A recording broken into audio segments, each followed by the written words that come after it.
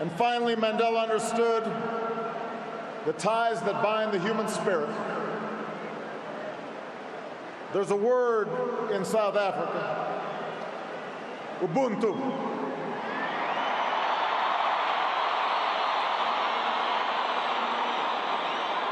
A word that captures Mandela's greatest gift.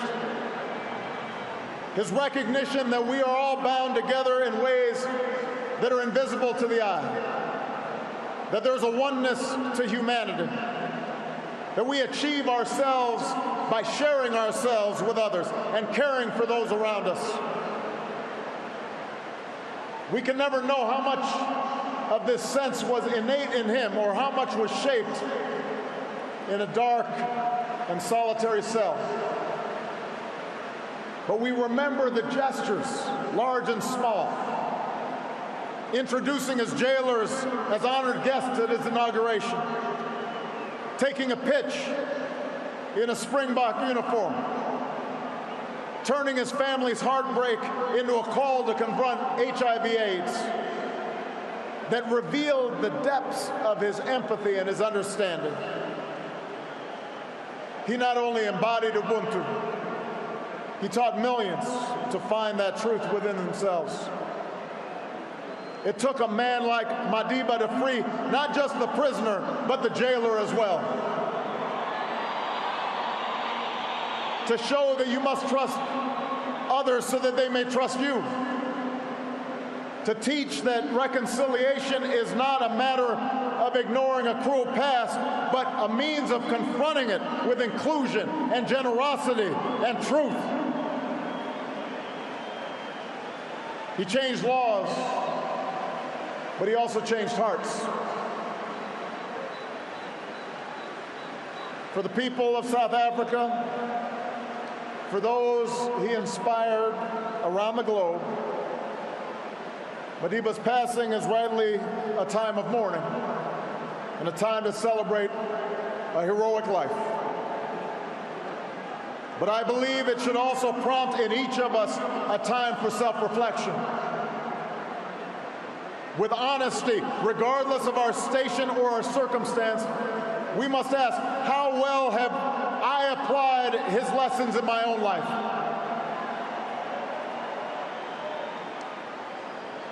It's a question I ask myself as a man and as a president.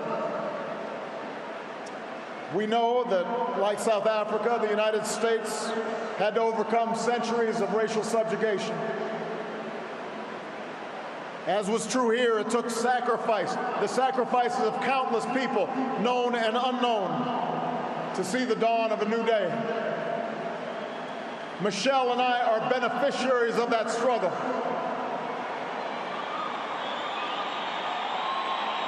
But in America, and in South Africa, and in countries all around the globe, we cannot allow our progress to cloud the fact that our work is not yet done. The struggles that follow the victory of formal equality or universal franchise may not be as filled with drama and moral clarity as those that came before, but they are no less important. For around the world today, we still see children suffering from hunger and disease. We still see rundown schools. We still see young people without prospects for the future. Around the world today, men and women are still imprisoned for their political beliefs and are still persecuted for what they look like and how they worship and who they love. That is happening today.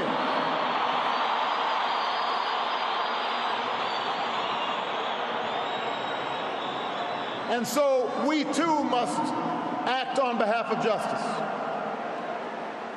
We too must act on behalf of peace.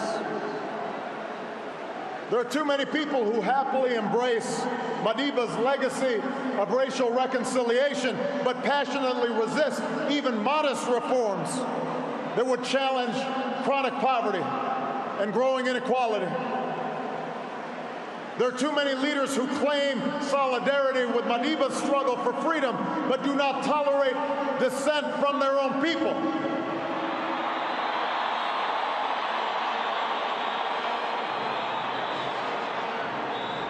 And there are too many of us on the sidelines, comfortable in complacency or cynicism, when our voices must be heard. The questions we face today: how to promote equality and justice, how to uphold freedom and human rights, how to end conflict and sectarian war. These things do not have easy answers. But there were no easy answers in front of that child born in World War I. Nelson Mandela reminds us that it always seems impossible until it is done. South Africa shows that is true. South Africa shows we can change, that we can choose a world defined not by our differences, but by our common hopes. We can choose a world defined not by conflict, but by peace and justice and opportunity.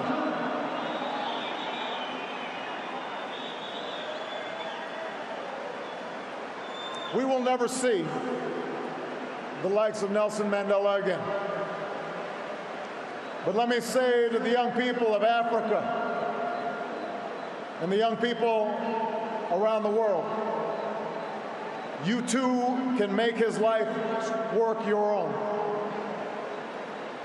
Over 30 years ago, while still a student, I learned of Nelson Mandela and the struggles taking place in this beautiful land. And it stirred something in me. It woke me up to my responsibilities, to others and to myself, and it set me on an improbable journey that finds me here today. And while I will always fall short of Madiba's example, he makes me want to be a better man. He speaks to what's best inside us. After this great liberator is laid to rest, and when we've returned to our cities and villages and rejoined our daily routines, let us search for his strength. Let us search for his largeness of spirit somewhere inside of ourselves. And when the night grows dark, when injustice weighs heavy on our hearts, when our best laid plans seem beyond our reach, let us think of Madiba and the words that brought him comfort within the four walls of his cell.